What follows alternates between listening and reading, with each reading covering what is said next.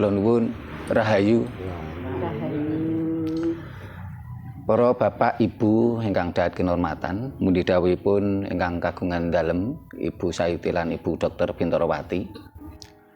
Ing adicara dalu menika kalebet rentetan utawi sinambetan kalian adicara kala wau siang. Kala wau siang kita ngawontenaken adicara nggih menika ritual penyempurnaan sukma. Panjenengan sukmanipun Bapak Suwargi Bapak Riyanto kalian Suwargi Mas Sigit Hadiwasono ingkang kleresan seda ing dinten Kemis Kliwon. Amargi sedanipun sami dintenipun Kemis Kliwon, usahanipun diwontenaken ritual penyempurnaan sukmana saged sareng. Ning nek menawi sedanipun dinten lan pasaranipun boten sami, menika boten saged dipun wontenaken sesarengan. Bapak Ibu ingkang dahat kinurmatan, panyuwunipun ingkang kagungan dalem menika amargi tradisi Jawi. Pangapunten saderengipun kagem para tokoh agami ing dusun mriki. Pamundhutipun ingkang kagungan dalem menika pure mligi tradisi Jawi. Dados mboten mawi mambet agami menapa kemawon. Pure Jawi. Dados nika adicaranipun mligi tradisi Jawi. Menika kula bikak kala wau nggih mboten mawi salam agami napa kemawon, pangapunten. Lajeng angka kalih mangke atur pambagya harja kalian panjenenganipun ingkang kagungan dalem ingkang dipun sinaraya Ibu Dr. Bintarawati. Lajeng kaping kalih menika tembang layu-layu saking mangke dipun salirani Ibu Dr. Andes Nanik Mardiati MPD. Lajeng mangke kalajengaken ujub Jawi kalian Mas Supriyadi. Katutup donga Jawa. Mangke kula piyambak ingkang maosaken donga Jawa. Ancasipun ingkang kagungan dalem menika setunggal ritual penyempurnaan sukma kersane kang kajab. Sukma sejatinipun Suwargi Bapak Riyanto lan Mas Sigit Hadiwasono saged sampurna manjing dhateng Gusti ingkang Maha Gesang. Boten dados demite kuburan. Nenggo teng kuburan ngantos wekdal ingkang boten kita mangertosi. Lajeng kaping kalihipun menika wonten ruatan amargi rikala semanten sedanipun Suwargi Bapak Riyanto kalawan Mas Sigit Hadiwasono nika nek tradisi Jawi nu klebet asat. Mbok menawi ingkang sepuh tasih imut nggih wonten petangan tiyang sedon kan Gunung Jugruk Segara Asat. Ya nen tiba asat menika biasanipun pangapunten dipercaya ya monggo gak dipercaya niku nyata. Rezekine ingkang tinilar nika radi seret. Nanging benten nek tiba jugruk. Tiba jugruk no barang sing enten men kedol. Lah tiyang sedo nek mboten semayanan yen nggih mboten saged dijaluk. Lah menika dipun ruwat kersane anggenipun tiba asat menika keluarga ingkang tinilar menika saged luar saka panandang rezekinipun saged lantur malih. Terus lajeng ugi wonten niki tumpengipun wonten 3. Wonten tumpeng kendhit kagem sarana ruwatan. Lajeng wonten tumpeng kasembadan utawi tiyang dusun sanes kadangkala mestani tumpeng kabuli. Supados kinabulan sedaya panjangkanipun ingkang kagungan dalem. Kaping 3 wonten tumpeng robyong.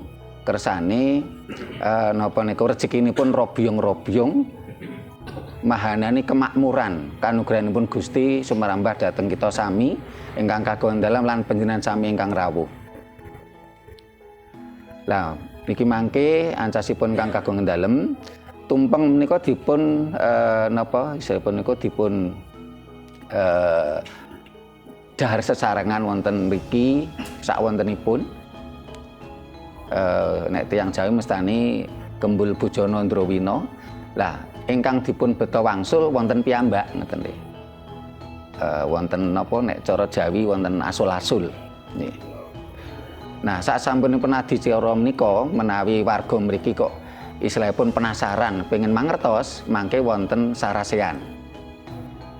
Supados saged kandha takon. Amargi ingkang kita laksanaken menika tradisi Jawi lan kula yakin kula lan panjenengan tiyang Jawi, keturunane tiyang Jawi, nek diarani ora Jawa ya lara ati kan ngeten nah. Nah, muga-muga kula lan jenengan dados tiyang Jawa sing bener-bener Jawa.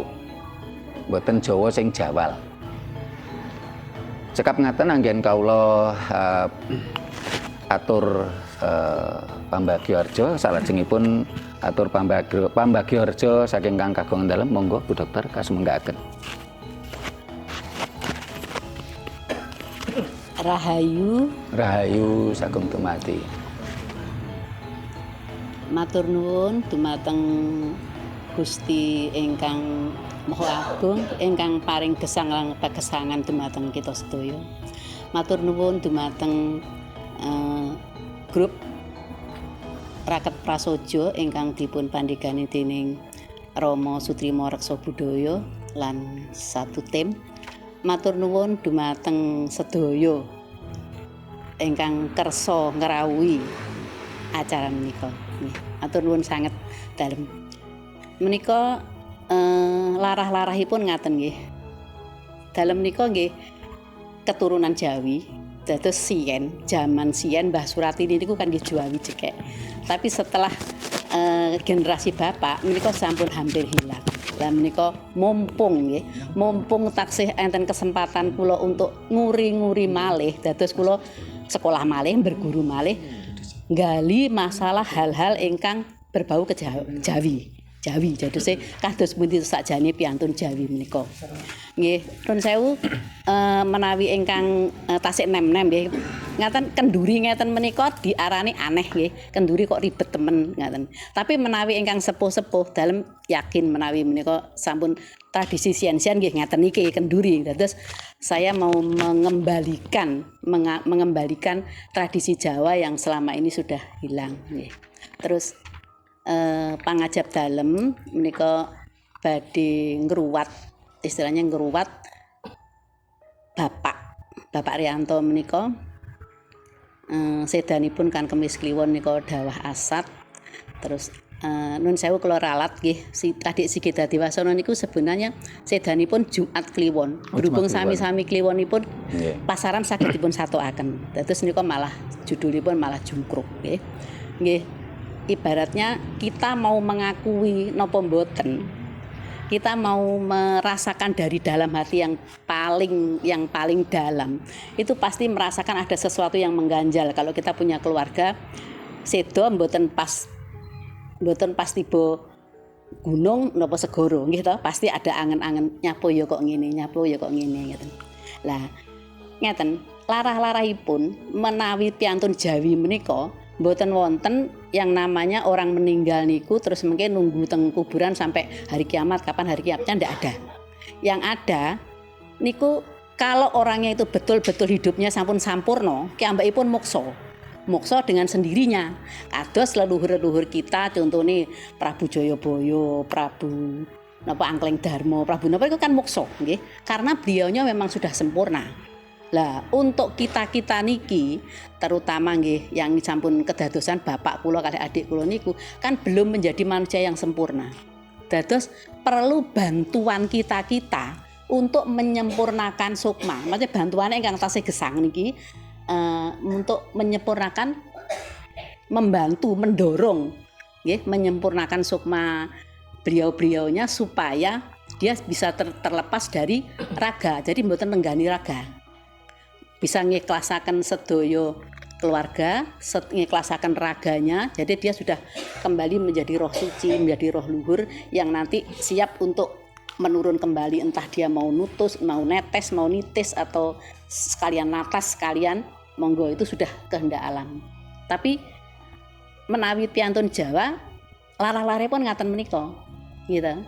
Jadi saupami mangke wonten sederek-sederek ngriki ingkang tersentuh hatinya. Jadi, oh iya, bapakku kok ngene ya, mbahku kok ngene ya. Monggo kita bisa kondo takon maksudnya mangke wonten setelah niki wonten acara selanjutnya mboten sakundurien apa kundur balik ngriki malih, mangke kita ngobrol-ngobrol lebih panjang supados panjenengan juga semakin paham. Terus menawi wonten bakar dupa, wonten kembang setaman, wonten kembang telon, niku kalau orang-orang dari anu kan langsung ngejas bahwa itu adalah musyrik kayak gitu ya. Sebenarnya justru itu ajaran nenek moyang kita yang kita lupakan. Eman sangat, ajarannya itu sangat-sangat luhur. Terus eman sangat menawi dipun sampai kita lupakan. Bahkan kita sekarang orang Jawa itu lebih cenderung dalam tanda petik sengsara daripada orang-orang Jawa zaman dulu. Karena apa? Kita banyak melupakan napa niku tradisi leluhur. Sudah ndak pakai ngeten disingkatkan. Sebenarnya itu yang membuat kita menjadi sengsara itu mergi niku. Nggih. Terus wonten ngriki nggih ibaratnya dalam berani berani anti mainstream. Jadi yang biasanya kalau selamatan seperti ini kan tahlilan anuan gitu. Saya pakai Jawa karena bapak saya Jawa, orang tua saya Jawa, saya lahir di Jawa, makan dari ulu petu Jawa, benjing pun lek sido saya juga akan dikubur di tanah Jawa. Jadi saya ingin semuanya serba Jawa. Jadi ndak menggunakan hal-hal yang bukan dari tradisi kita. Nggih. Dalam kata-kata matur, mugi-mugi panjenengan semakin paham, mboten semakin blenger, semakin paham napa ingkang dados maksud dan tujuan kita. Monggo kita lanjutaken. Kula serahaken malih dhateng Rama Sutrimo.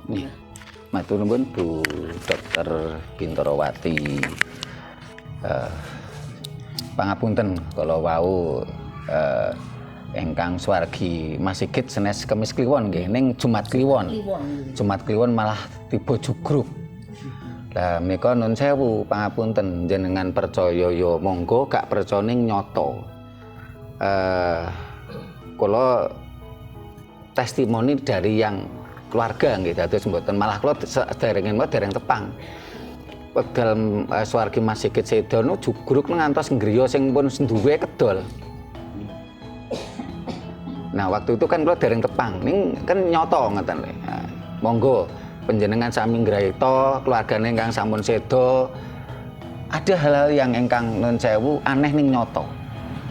Dipercaya kok kayane kok ya ngaya-wara, gak dipercaya ning nyoto. Lah nun sewu kula mboten kok nun sewu ngejak jenengan teng ajaran anyar mboten, niki tradisi lami kok niki. Kula yakin sing sepuh-sepuh nu tasih emut niki mboten ajaran enggal ngoten lho. Ini ajaran leluhur kita ingkang turun temurun ingkang sempat kita lalekni. Lah nek tiyang Jawi niku kedahipun nggih urip sampurna mati sampurna ngoten lho. Pangapunten ampun wedi mati, wong mati itu bareng mesti kok. Enten mboten kula jenengan sing iso selak ngoten. Nek enten sing selak ngeten kula tak meguru ngeten lho. Nah. Kita lajengaken nun sewu dicara ingkang kaping kalih menika tembang Lalu Ayu ingkang kasaliran pun Ibu Dr. Andes Nani Marjati MPD.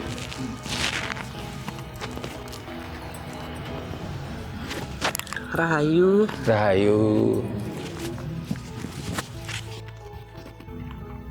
Mijil layu-layu. Layu-layu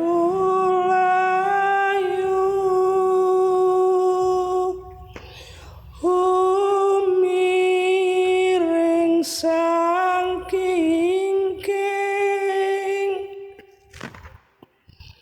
mrencah dipatunon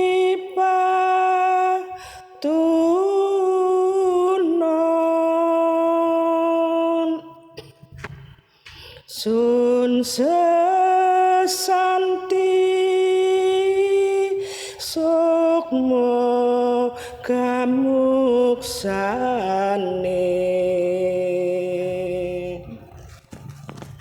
setya anut mring sang guru laki kang sirna madyaning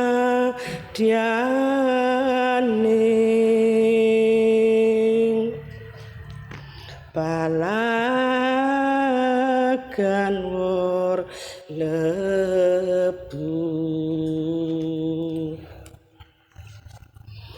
leng ing triya kadya do ing uni samya sapatemon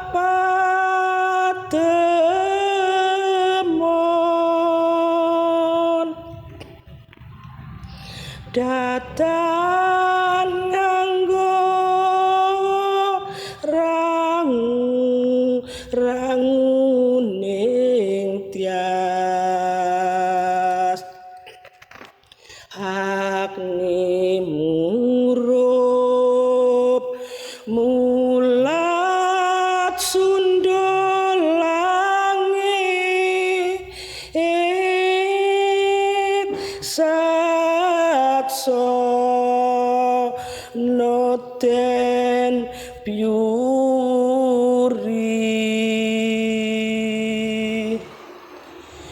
swara nyaku blegur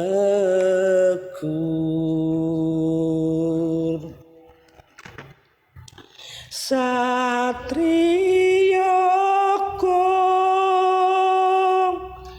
pepujaning ati sukma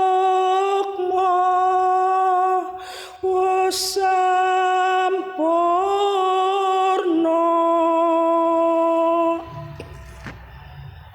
bali marang Gusti ing ngersane bali sangkan paraning tumati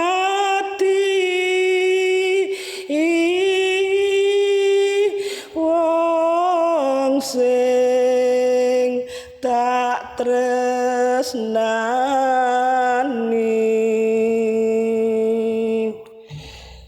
lesem mupus layu. Terima kasih. Rahayu. Rahayu, matur nuwun sanget Ibu Dr. Andes Nani Mardiati MPD ingkang sampun nalirani tembang layu-layu. Bapak Ibu ingkang dahat kinurmatan, salajengipun mangke ujub Jawi ingkang kasaliran kalian Mas Supriyadi, Mas Judi BKI, Mas Doyo.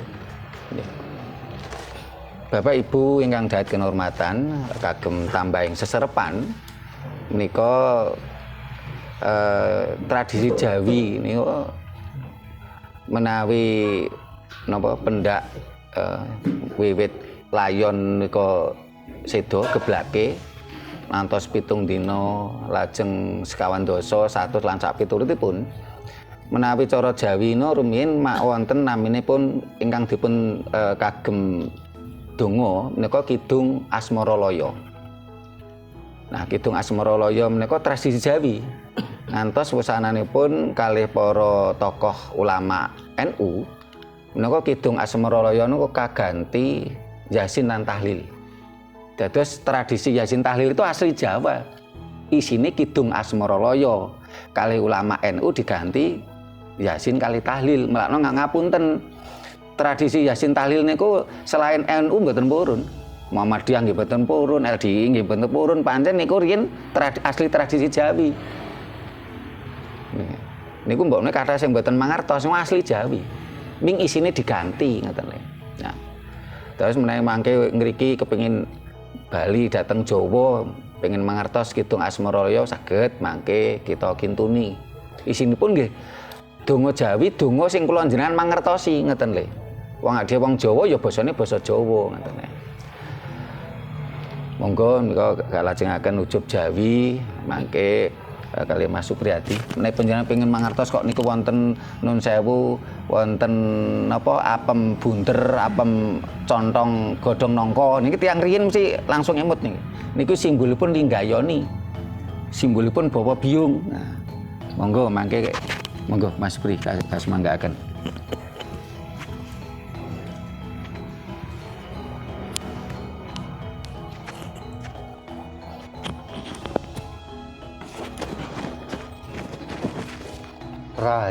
Rahayu sagung dumadi.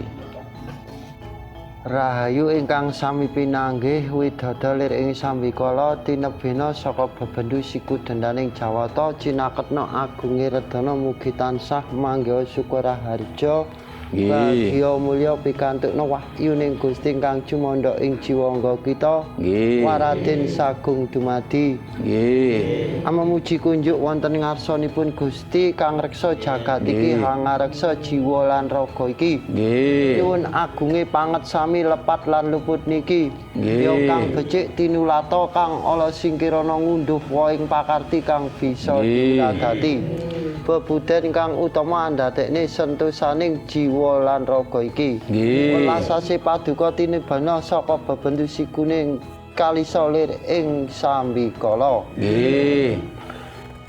Dinten punika ing dinten Kemis Kliwon malem Jumat manis kula lan para kadang raket prasaja sadremi ngujub ambantu kajatipun utawis wujudanipun ingkang kula aturaken biyung Ibu Sayuti ingkang kagungan hajat lan ngawontanaken kewilujengan nggih entas-entas nyampurnakaken sukmanipun ingkang swargi nggih Bapa Riyanto kalian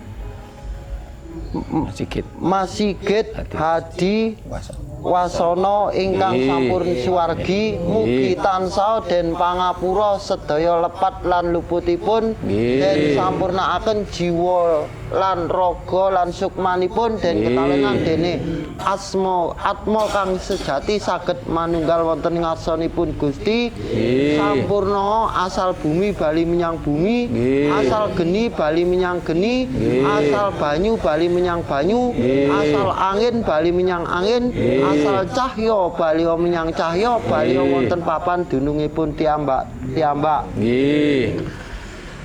Sumangga panjenengan sedaya kula aturi nglerepaken manah sawetawis saklajengipun kula dherekaken manungku puja. Nggih. Padha nuwuhaken daya pangaribawa ingkang hababar ing karsa dadi sarana pambukane rasa ginaib ingkang tumanem ing sanubari. Nggih. Sekul suci ulam sari katur kunjuk dumateng ngarsanipun Sang Hyang Widiwasa. Nggih. Pisang gambreng belasan sakawontenanipun katur kunjuk dumateng saha ngarsanipun Gusti kang murbeng dumadi. Dumadine dek gesangipun Bapa Riyanto lan Mas Sigit Hadi Wasono mugi tansah sageta pinuju wonten alam mapan wonten papan dunungipun kang keneng diarani alam kasidan jati utawi alam kelanggengan. Nggih. Mugi sedaya pikantukna pengayomanipun jeneng ngandika Gusti. Nggih. Sekul lawuh sak murwate katur kunjuk dumateng jagat ingkang sami kumrembah saha sami kumele. Muga jagatipun Mas ingkang suwargi mugi tansah sageta sampurna wonten papan dunungipun tiambak-tiambak. Nggih. Lan kula kawuri malih tumpeng tumeka dalan ingkang lempeng tumuja mugi mapana wonten manunggal wonten ngarsanipun Gusti. Nggih. Tumpeng kendhit nggih kinastan sageta ngendhetaken ngentasi ngintasi mugi tansah wonten papan dunungipun Mas ingkang Bapa ingkang suwargi mugi tansah sageta sampurna para kaki among lanyi among ingkang ngemongi sedelasan raga sukmanipun mugi tansah mapan baliya wonten papan dunungipun tiambak-tiambak. Nggih.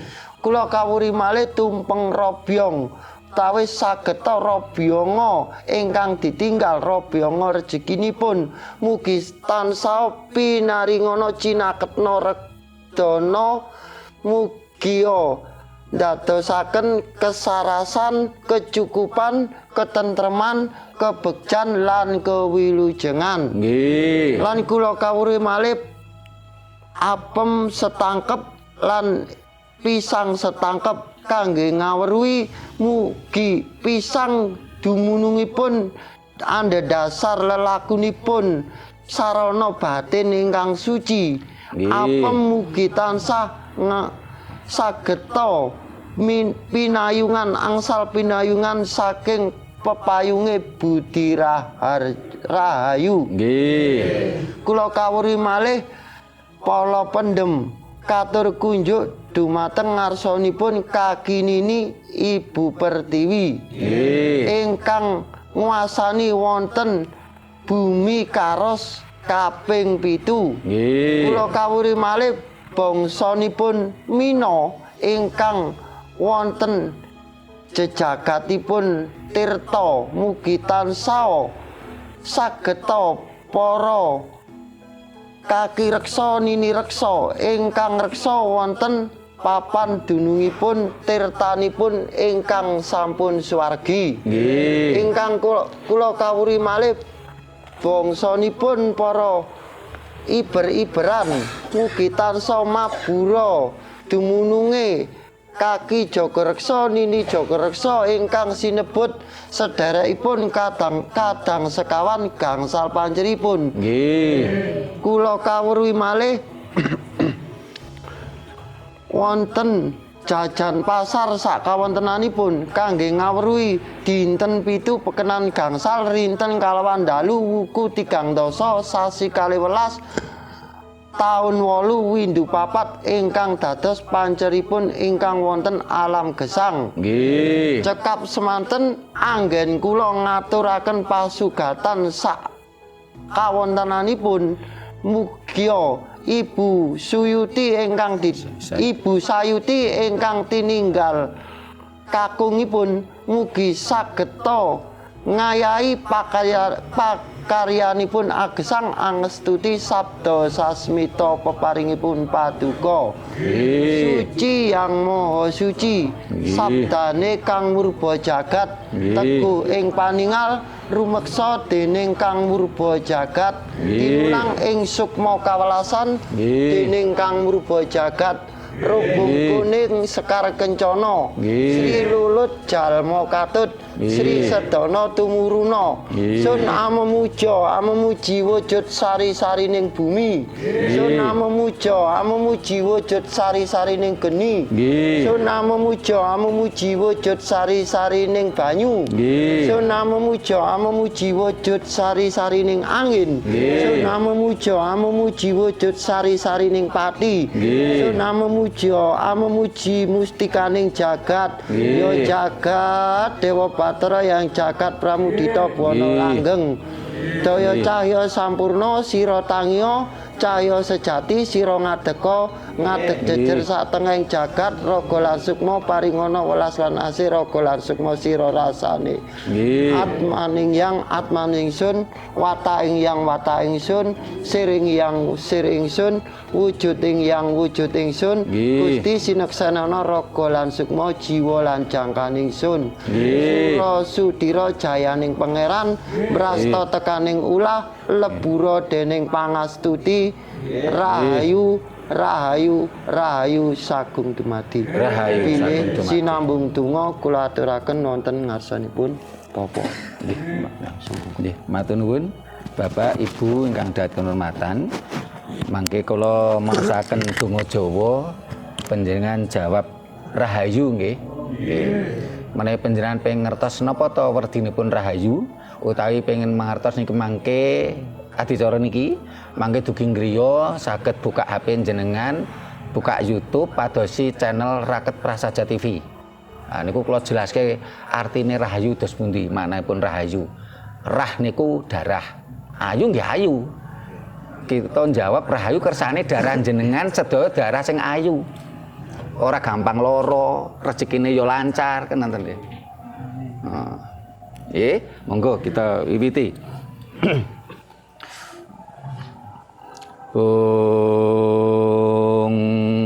Wilahing Sekar Bawana Langgeng. Wilahing Sekar Bawana Langgeng. Wilahing Sekar Bawana Langgeng.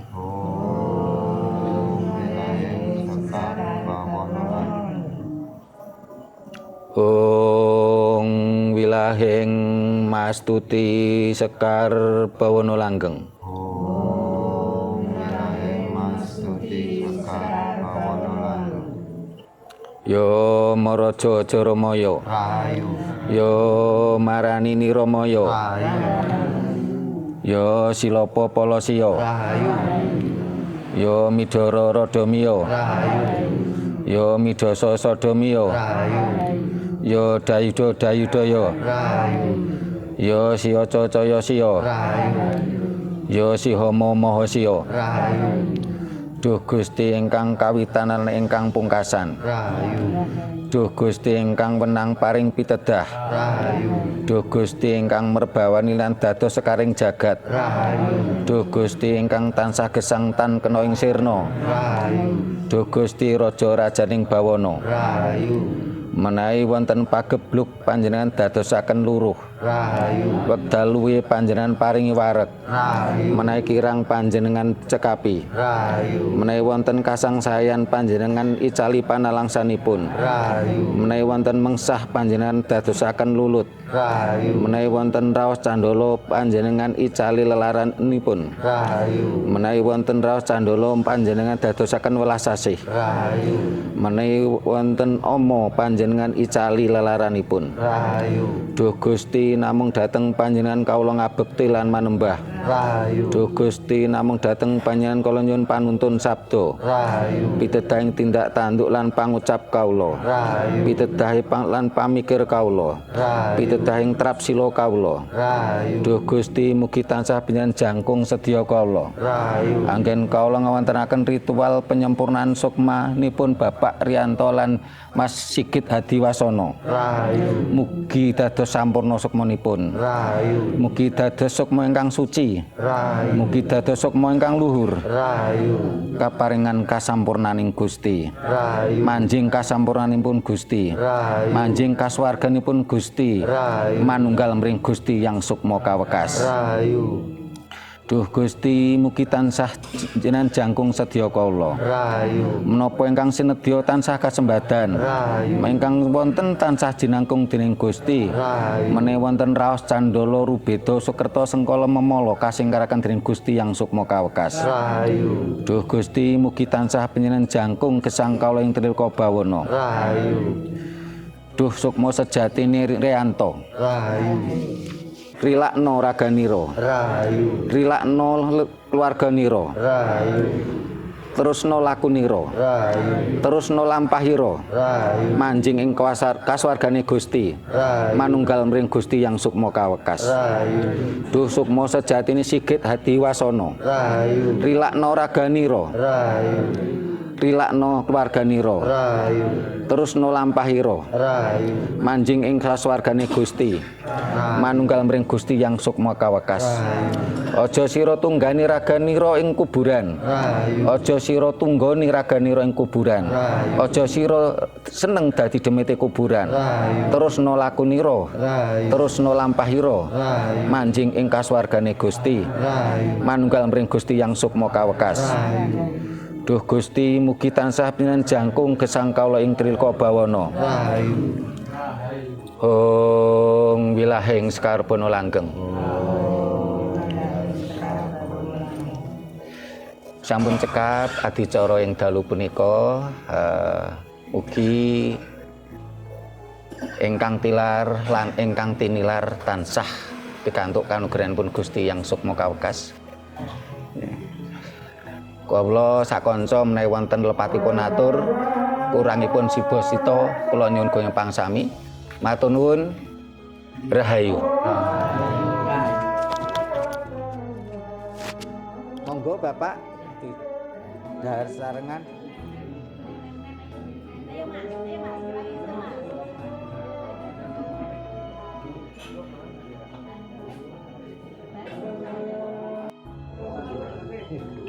Sing warga ngriki sing biasane moteng-moteng ingkung monggo. Nggih.